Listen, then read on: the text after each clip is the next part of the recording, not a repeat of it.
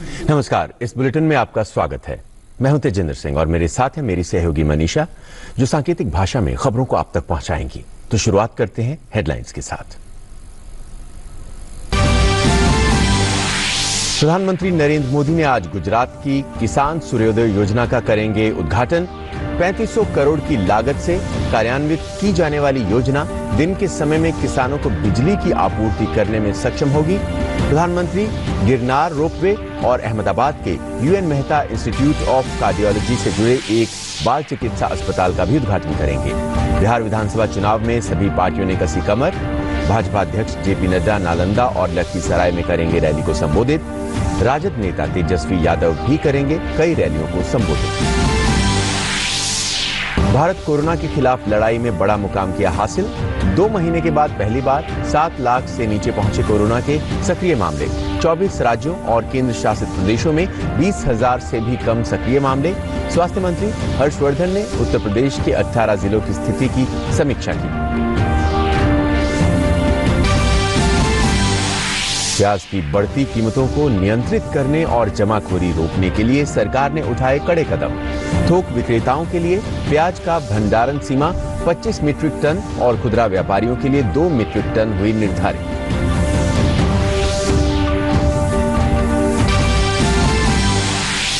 पाकिस्तान को एफएटीएफ से करारा झटका। एफएटीएफ की ग्रे लिस्ट में रहेगा बरकरार। टास्क फोर्स द्वारा निर्धारित सभी 27 मापदंडों का पालन करने में विफल रहा इस्लामाबाद।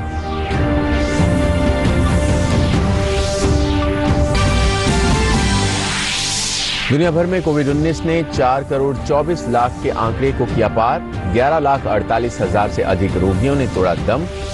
WHO ने दी चेतावनी। कोविड-19 के खिलाफ स्वास्थ्य सेवाओं के खिलाफ लड़ाई में निर्णायक मोड़ पर है। कहा अगले कुछ महीने बहुत मुश्किल होने वाले हैं। नेताओं से तत्काल कार्रवाई करने का आग्रह किया।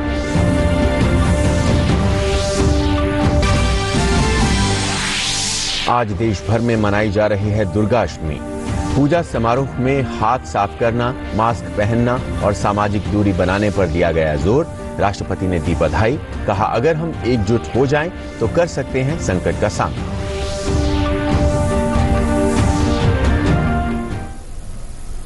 और आइए अब देखते हैं समाचार विस्तार से। प्रधानमंत्री नरेंद्र मोदी आज गुजरात में 3 प्रमुख परियोजनाओं का वीडियो कॉन्फ्रेंस के जरिए उद्घाटन करेंगे।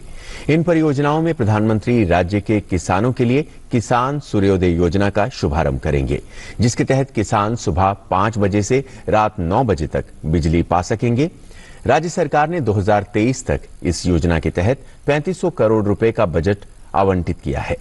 प्रधानमंत्री Modi UN Mehta institute of cardiology and research centre के साथ जुड़े पीडियाट्रिक हार्ट हॉस्पिटल का उद्घाटन करेंगे और इसके साथ ही वो अहमदाबाद के सिविल अस्पताल में टेली कार्डियोलॉजी के लिए एक मोबाइल एप्लीकेशन की भी शुरुआत करेंगे। UN Mehta institute of cardiology का 470 करोड़ रुपए की लागत से विस्तार किया जा रहा है। विस्तार परियोजना के पूरा होने के बाद यहां बिस्तरों की संख्या 450 से बढ़कर 1251 हो जाएगी।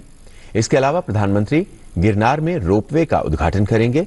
शुरुआत में इसके 8 लोगों को ले जाने की क्षमता वाले 25 से 30 कैबिन होंगे। पर्यटक इस रोपवे पर यात्रा करते समय गिरनार पर्वत के आसपास के प्राकृतिक सौंदर्य का लुत्फ उठा सकेंगे। बिहार विधानसभा चुनाव में सभी पार्टियों ने कमर कस ली है। भाजपा अध्यक्ष जेपी नड्डा नालंदा और लखीसराय में रैली को संबोधित करेंगे। वहीं राजद नेता तेजस्वी यादव भी कई रैलियों को संबोधित करेंगे।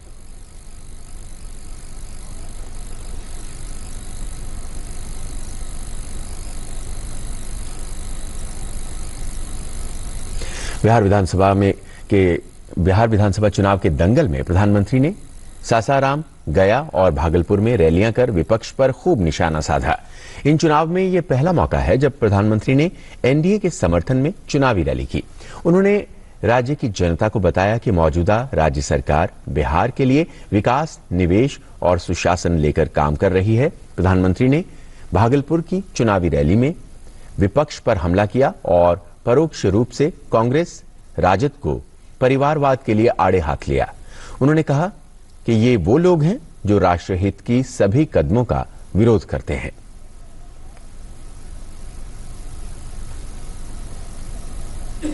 एनडीए के विरोध में आज जो लोग खड़े हैं वो देश हित के हर फैसले का विरोध कर रहे हैं।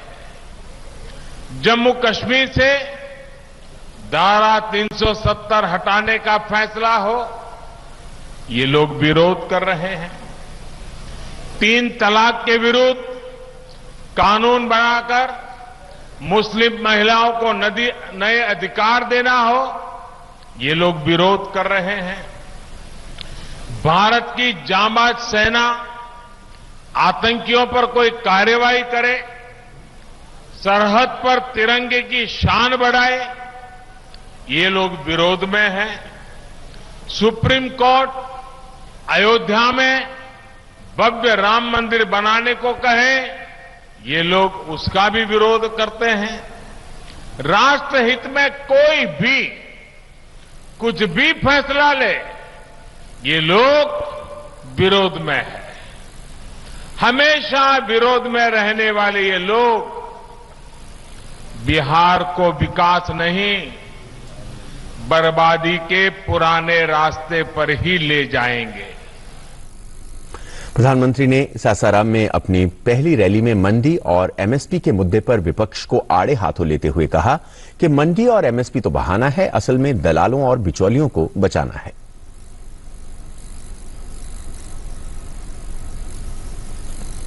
केंद्र सरकार ने देश ने किसानों को बिचौलियों और दलालों से मुक्ति दिलाने का फैसला लिया, तो ये बिचौलियों और दलालों के पक्ष में खुलकर मैदान में है। मंडी और एमएसपी का तो बहाना है, असल में दलालों और बिचौलियों को बचाना है। जब देश की रक्षा के लिए राफेल विमानों को खरीदा गया, तब भी ये बिचौलियों और दलालों की भाषा बोल रहे थे।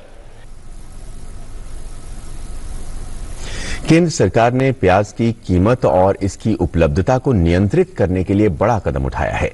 इसके तहत 23 अक्टूबर 2020 से 31 दिसंबर 2020 तक के लिए प्याज पर स्टॉक सीमा लागू कर दी गई है। ये सीमा थोक विक्रेताओं के लिए 25 मीट्रिक टन और खुदरा विक्रेताओं के लिए 2 मीट्रिक टन रखी गई है। सरकार की तरफ से प्याज की जमाखोरी को रोकने के लिए ये कदम उठाए गए हैं। साथ ही केंद्र सरकार ने विभिन्न राज्यों को उनकी जरूरत के हिसाब से प्याज की आपूर्ति भी की है।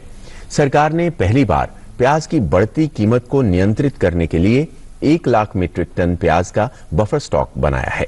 इसके साथ ही सरकार ने बफर स्टॉक से प्याज को निकालकर बाजार में उपलब्ध कराने के लिए भी कदम उठाए हैं।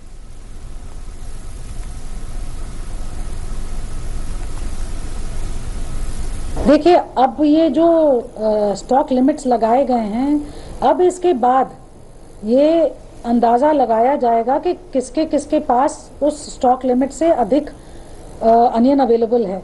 इसका मैसेज ये है कि no one is to hold the onions and manipulate the prices, जिसका नुकसान आम कंज्यूमर को पूरे देश में सहन करना पड़े। That is the very strong message that we are giving out. कोविड-19 महामारी के खिलाफ जंग में सक्रिय मामलों में गिरावट का रुख जारी है। पिछले 3 दिनों से लगातार सक्रिय मामले कुल मामलों के 10% से भी कम हैं। फिलहाल देश के पॉजिटिव मामलों में से सिर्फ 8.96% मामले सक्रिय हैं और अभी ये संख्या 6,95,509 है। ठीक हुए रोगियों की कुल संख्या 69,48,497 है। पिछले 24 घंटों में 73,979 रोगी ठीक हुए हैं और रिकवरी दर बढ़कर 89.53% हो गई है। साथ ही मृत्यु दर घटकर 1.51% रह गई है। केंद्र सरकार ने जीएसटी क्षतिपूर्ति की प्रक्रिया की शुरुआत कर दी है। वित्त मंत्रालय ने 6,000 करोड़ रुपए उधार लेकर राज्यों को भेजा है। केंद्र ने जानकारी दी है कि 21 राज्यों में से 16 राज्यों को राशि भेजी गई, 5 राज्यों को नुकसान नहीं होगा। योजना के मुताबिक हर हफ्ते 6,000 करोड़ रुपए की राशि भेजने की व्यवस्था की गई है। केंद्र आरबीआई से 5.19% की दर पर कर्ज लेकर विशेष पैकेज के तहत राज्यों को रकम देगी। वहीं केंद्रीय बैंक से 3 से 5 सालों के लिए कर्ज लिया जाएगा। अभी इसी महीने जीएसटी परिषद की 42वीं बैठक में क्षतिपूर्ति के मुद्दे पर चर्चा की गई थी, जिसके बाद केंद्र ने राज्यों को विशेष योजना के तहत पैसे देने का फैसला किया था। फाइनेंशियल एक्शन टास्क फोर्स यानी FATF की पेरिस में हुई ऑनलाइन बैठक में पाकिस्तान को ग्रे लिस्ट में ही रखे जाने पर फिर से मोहर लग गई है। शुक्रवार को जारी किए गए बयान में FATF ने बताया कि पाकिस्तानी सरकार आतंकवाद के खिलाफ 27 सूत्रीय एजेंडे को पूरा करने में विफल रही है। FATF ने यह भी कहा कि पाकिस्तान ने संयुक्त राष्ट्र के प्रतिबंधित आतंकवादियों के खिलाफ भी कोई ठोस कार्रवाई नहीं की है।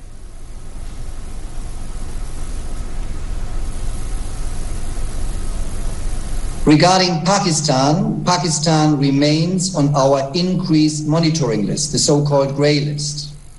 The plenary recognized that Pakistan has made progress. The government has now completed 21 of 27 items of its action plan. The government of Pakistan has signaled its commitment to complete the rest of its action plan, but it is clear, even though Pakistan has made progress, it needs to do more. Pakistan cannot stop now. It needs to continue to carry out reforms, in particular to implement targeted financial sanctions and prosecute and sanction those financing terrorism. अमेरिकी राष्ट्रपति चुनाव में महज 10 दिन शेष रह गए हैं। राष्ट्रपति डोनाल्ड ट्रंप ने अंतिम प्रेसिडेंशियल डिबेट के बाद फ्लोरिडा में एक बड़ी चुनावी रैली की। द विलेजेस पोलो क्लब में रैली को संबोधित करते हुए ट्रंप ने अंतिम डिबेट में डेमोक्रेट उम्मीदवार जो बाइडेन के प्रदर्शन की निंदा की। उन्होंने कहा, बाइडेन ने यह साबित किया है कि वो अमेरिका के राष्ट्रपति बनने के लायक नहीं हैं। ट्रंप और उनके प्रतिद्वंद्वी बाइडेन दोनों ने फ्लोरिडा पर ध्यान दिया है, जहां एक सप्ताह पहले हुए पोल में बाइडेन मामूली बढ़त से आगे थे। ट्रंप ने 2016 में 65 वर्ष की आयु से अधिक मतदाताओं के मामले में 17% मतों से जीता था, जबकि इस बार वो इस मामले में पीछे चल रहे हैं। ट्रंप वेस्ट पाम बीच में निजी मतदान करेंगे।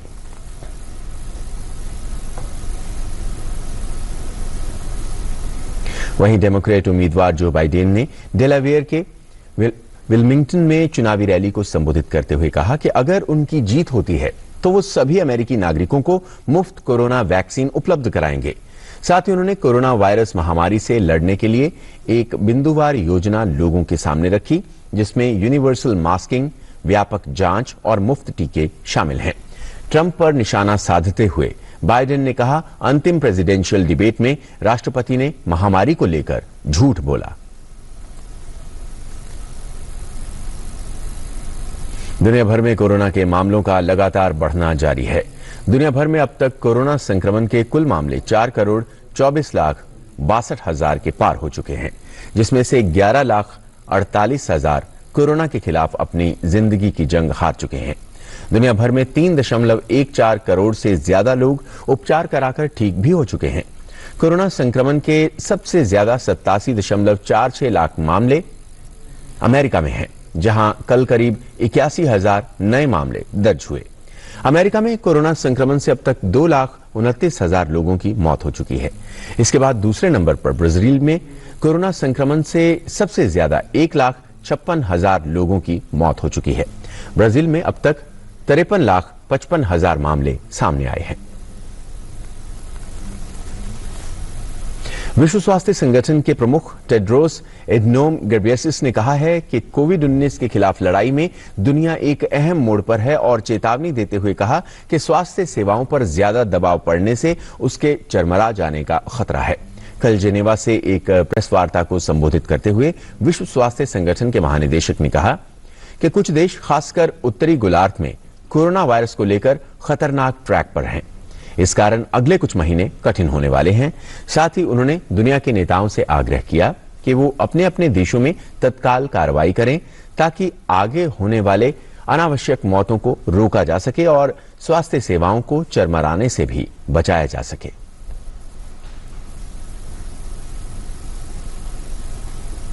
We are at a critical juncture in this pandemic, particularly in the northern hemisphere. The next few months are going to be very tough, and some countries are on a dangerous track. Too many countries are seeing an exponential increase in cases, and that's now leading to hospitals and ICU running close or above capacity, and we're still only in October. We urge leaders to take immediate action to prevent further unnecessary deaths, essential health services from collapsing, and schools shutting again. आज माता दुर्गा अष्टमी और नवमी है। तिथियों के उलटफेर की वजह से इस बार नवरात्र की अष्टमी और नवमी एक ही दिन मनाई जा रही है। दुर्गा अष्टमी का महत्व हिंदुओं में बहुत खास माना जाता है। अष्टमी के दिन मां पार्वती के महागौरी रूप की पूजा की जाती है। आज पूजा अर्चना के बाद श्रद्धालु देवी रूपी कन्याओं की पूजा कर उन्हें भोग लगाएंगे। इस साल दुर्गा अष्टमी और महानवमी एक ही दिन होने के कारण दोनों तिथियों का कन्या पूजन एक ही दिन किया जाएगा।